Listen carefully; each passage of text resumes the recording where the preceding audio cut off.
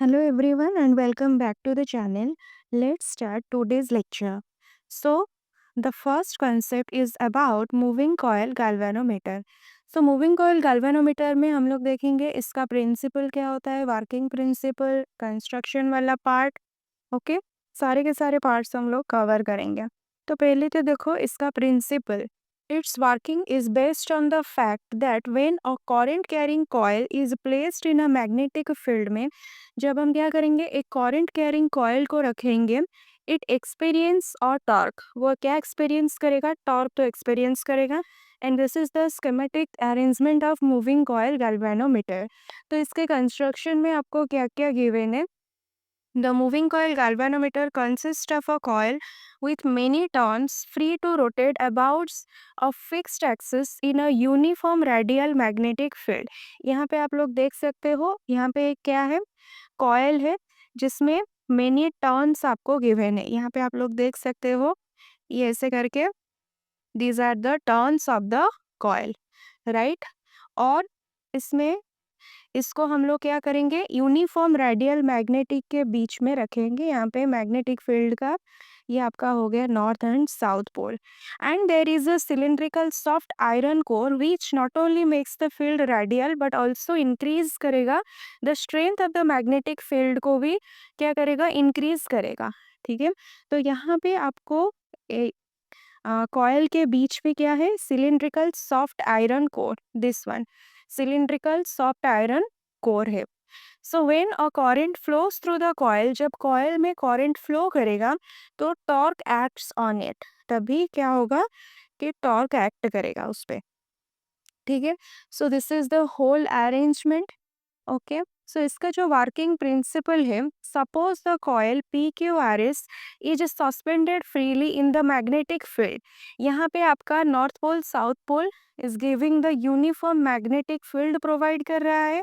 और यहाँ पे आप लोग जो देख रहे हो पी क्यू आर एस, ये वाला p q r s, this coil is suspended freely, इसको हम लोग क्या करेंगे, सस्पेंड करेंगे freely in the uniform magnetic field में। Let l be the length p q r s of the coil and b with the breadth q r and s p of the coil. यहाँ पे आपको length and breadth properly given है।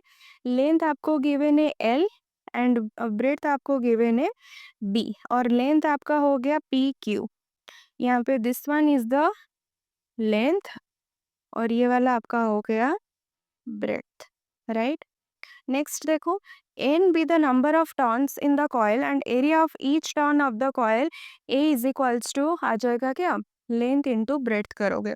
ठीक है, let b with the strength of the magnetic field, का strength को हमने b से रिप्रेजेंट करेंगे यहाँ पे, in which coil is suspended and i is the amount of current passing through the coil in the direction. आप लोग देखो यहाँ पे पी क्यू आर एस ऐसे करके मूव कर रहा है, करंट का डायरेक्शन पी से स्टार्ट होके पी से क्यू, क्यू से आर, आर से एस ऐसे करके करंट का डायरेक्शन है।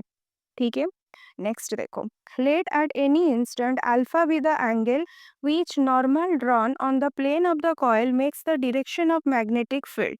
Okay, so coil and magnetic field का जो डायरेक्शन, लेट सपोज अल्फा है एनी इंस्टेंट पे। ठीक है, कॉइल का प्लेन एंड मैग्नेटिक फील्ड के बीच में जो एंगल है, let that is alpha at any instant, then क्या हो जाएगा, the rectangular coil carrying current when placed in the magnetic field, वो एक्सपीरियंस करेगा torque whose magnitude is given by, जैसे कि हमें पता है टाउ का एक्सप्रेशन नंबर ऑफ टर्न्स आएगा यहाँ पे N I B A, and sine of the angle between, यहाँ पे किस किस के बीच का एंगल आएगा, the magnetic field and the coil की प्लेन में, जो कि है अल्फा। तो फॉर्मूला क्या हो गया, टाउ टॉर्क एक्सपीरियंस करेगा। ओके, जब मैग्नेटिक फील्ड में, यूनिफॉर्म मैग्नेटिक फील्ड में एक करंट कैरिंग कंडक्टर को हम लोग प्लेस करेंगे, वो क्या एक्सपीरियंस करेगा, टॉर्क एक्सपीरियंस करेगा। एंड टॉर्क का जो फॉर्मूला होगा वो क्या आ जाएगा, N stands for number of turns, I is the amount of current flowing through the coil, b is the uniform magnetic field, and here a is the area of the coil, and sine of alpha, alpha here is the angle between magnetic field and the plane of the coil। हो गया, next हम लोग क्या करेंगे, due to deflecting torque the coil क्या करेगा, rotate करेगा and suspension wire gets क्या हो जाएगा, ट्विस्ट हो जाएगा। और restoring torque is setup in the suspension wire में क्या होगा कि एक टॉर्क रिस्टोरिंग टॉर्क एक्सपीरियंस होगा। सो लेट अभी क्या करेंगे, जब वो ट्विस्ट करेगा और मूव करेगा तो let theta with the twist produced in the phosphor bronze strip due to rotation of the coil. यहाँ पे आप लोग देख सकते हो, this one is the phosphor bronze strip. ठीक है, तो इस फॉस्फोर ब्रोंज स्ट्रिप में क्या होगा कि रोटेशन, कॉइल के रोटेशन के वजह से ही इस फॉस्फोर ब्रोंज स्ट्रिप में क्या होगा कि ट्विस्ट प्रोड्यूस होगा एंड के with restoring torque per unit twist of the phosphor bronze strip. तो हम लोग क्या बोल सकते हैं कि यहाँ पे जो टोटल रिस्टोरिंग टॉर्क प्रोड्यूस होगा वो के टाइम्स थीटा आ जाएगा। यहाँ पे के is the restoring torque per unit twist होगा एंड थीटा आपका आ गया क्या, जितना भी ट्विस्ट प्रोड्यूस होगा किसमें, फॉस्फोर ब्रोंज स्ट्रिप में। क्यों प्रोड्यूस हुआ है, क्योंकि due to the rotation of the coil, due to the rotation of the coil के वजह से। तो हम लोग in equilibrium position of the coil में कंडीशन आएगा, कि कंडीशन क्या होगा कि deflecting torque must be equals to restoring torque. This is the condition for equilibrium position of the coil. deflecting torque equals to restoring torque, deflecting torque equals to NIBA, restoring torque equals to K theta. NIBA must be equals to NIBA must be equals to K theta and I equals to K divided by NBA into theta. K by NBA equals to G into theta. Here G equals to galvanometer constant. यहाँ पे जी आपका क्या हो गया, इन चारों terms के जगह पर, इस एक्सप्रेशन के जगह पर हम लोग क्या लिखेंगे, कैपिटल जी इंटू थीटा। यहाँ पे जी आपका क्या हो गया, गाल्वानोमीटर कांस्टेंट। जी हो गया आपका गाल्वानोमीटर कांस्टेंट। तो यहाँ पे आप लोग एक चीज़ देख सकते हो कि आई का जो एक्सप्रेशन आया जी इंटू थीटा, यानी कि हम लोग बोल सकते हैं i directly proportional to theta और theta directly proportional to i, right. इसका मतलब क्या है कि थीटा इज द डिफ्लेक्शन, ठीक है।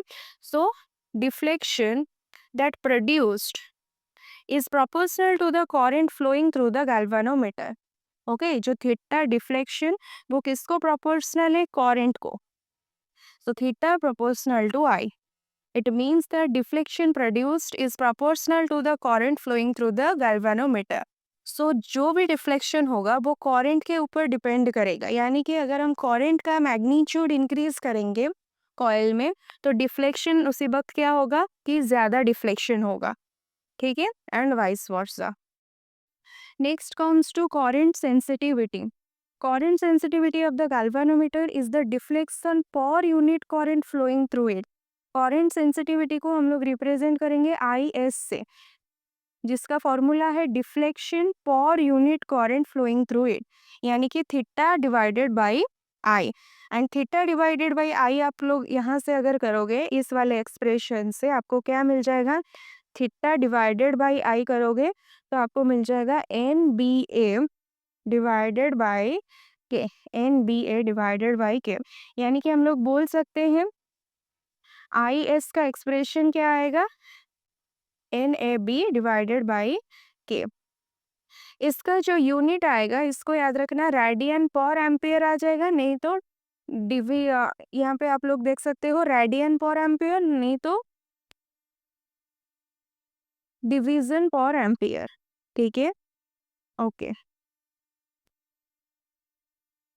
नेक्स्ट जो आएगा वोल्टेज सेंसिटिविटी। वोल्टेज सेंसिटिविटी आप लोग सिंपली बोल सकते हो डिफ्लेक्शन पर यूनिट वोल्टेज, जैसे कि यहाँ पे current sensitivity deflection per unit current, यहाँ पे भी वही चीज़ आएगा, डिफ्लेक्शन पर यूनिट वोल्टेज लिखोगे। सो इसको रिप्रेजेंट करेंगे भी एस से, थीटा डिवाइडेड बाई वी करोगे, थीटा का वैल्यू यहाँ पे पुट करोगे इंटू 1/v। तो देखो यहाँ पे आप लोग v के जगह पर according to Ohm's law I R भी लिख सकते हो, इंस्टेड ऑफ v आप लोग यहाँ पे आई आर लिखोगे। सो इसका जो नेक्स्ट एक्सप्रेशन आ जाएगा आई आई कैंसिल हो जाएगा, सो बी एस का expression N A B by K R आ जाएगा। ठीक है, इसका भी यूनिट रेडियन पर वोल्ट नहीं तो डिवीजन पर वोल्ट आएगा। ठीक है, नेक्स्ट देखो, नेक्स्ट आपको क्या गिवन है, dead beat galvanometer is one in which the coil comes to rest at once after the passage of current through it and the deflection can be noted in no time. So एक galvanometer होता है that is the dead beat galvanometer. Okay, तो basically आपको ये सिर्फ याद रखना है कि जो डेड बीट गैल्वेनोमीटर होता है, डेड बीट गैल्वेनोमीटर क्या करता है कि is a device use to measure small electric current को मेजर करता है and it is designed so that when current flows through it the needle moves to a position and stays there without swinging back and forth. Okay, इसको अच्छे से आप लोग याद रख सकते हो। नेक्स्ट एक एग्जांपल देखो, in order to increase the current sensitivity of a moving coil galvanometer by 50%, हमको करंट सेंसिटिविटी को इंक्रीज करना है। Its resistance is increased so that the new resistance becomes twice its initial resistance का twice हो जाएगा। By what factor does its voltage sensitivity, किस तरह से किस फैक्टर से चेंज होगा अगर हम 50% क्या करेंगे, करंट सेंसिटिविटी को इंक्रीज करेंगे। तो देखो, पहले तो इंक्रीज्ड करंट सेंसिटिविटी को हम लोग represent, let suppose I S dash से रिप्रेजेंट कर देते हैं। 50% इंक्रीज होगा मतलब कि जो भी ओरिजिनल था इसका, इसमें हम लोग 50% क्या करेंगे, ऐड करेंगे, यानी कि 50 आई एस बाई 100 करोगे 50%, यानी कि 50 of the original part. So I S plus 50 I S by 100 it will be 150 I S by 100। Okay, next आप इसको सॉल्व करोगे, इसका सॉल्व करने के बाद क्या आएगा, 3 आई एस बाई 2। ठीक है, 3 आ गया, किसका वैल्यू, आई एस डैश का वैल्यू। ठीक है, उसके बाद आपको क्या गिवन है कि अगर हम रेजिस्टेंस को इंक्रीज करेंगे एंड रेजिस्टेंस में 2 गुना चेंजेस आएगा, यानी कि रेजिस्टेंस जितना भी था अगर हम 50% करंट सेंसिटिविटी को इंक्रीज करेंगे तो रेजिस्टेंस 2R हो जाएगा। Okay, so I S dash के कॉरेस्पॉन्डिंग जो रेजिस्टेंस है this is R dash. I S में अगर हम 50% इंक्रीज करेंगे तो आर डैश में कितना बदलाव आएगा, 2 गुना। ठीक है, यहाँ तक हो गया। तो नेक्स्ट देखो, वोल्टेज सेंसिटिविटी में क्या चेंजेस आएगा, हमें पता है initial voltage sensitivity V S is equals to क्या होगा, अकॉर्डिंग टू जैसे V होता है I बाई आर, वैसे वी एस क्या होगा, आई एस बाई आर हो जाएगा। ठीक है, एंड वी एस डैश क्या होगा, i S dash by r dash, यहाँ पे आई एस डैश का वैल्यू, यहाँ पे आर डैश का वैल्यू पुट करोगे, so v s dash will be 3/4 of v s. तो percentage decrease in voltage sensitivity में कितना डिक्रीज होगा, देखो इसको हम कैसे, initial voltage sensitivity minus final करोगे तो चेंज आएगा divided by initial into 100। Okay, into यहाँ पे 100 लिखोगे। ठीक है, तो इसको कैलकुलेट करोगे तो आपको मिल जाएगा इतना अमाउंट का और इतना परसेंट का डिक्रीज हुआ है वोल्टेज सेंसिटिविटी में। ठीक है, so percentage decrease in voltage sensitivity, देखो पहले तो वी एस था, अभी कितना हो रहा है, जो न्यू है 3/4 times V S, new is 3/4 times V S, यानी कि यहाँ पे वोल्टेज सेंसिटिविटी में आपका परसेंटेज डिक्रीज हम लोग कैलकुलेट करेंगे, change in voltage sensitivity divided by original into 100 करोगे तो आपको मिल जाएगा change 25%। Okay, so this is all for today. So next class में हम लोग यहाँ से स्टार्ट करेंगे। ठीक है, इस वाले से। Thank you for watching.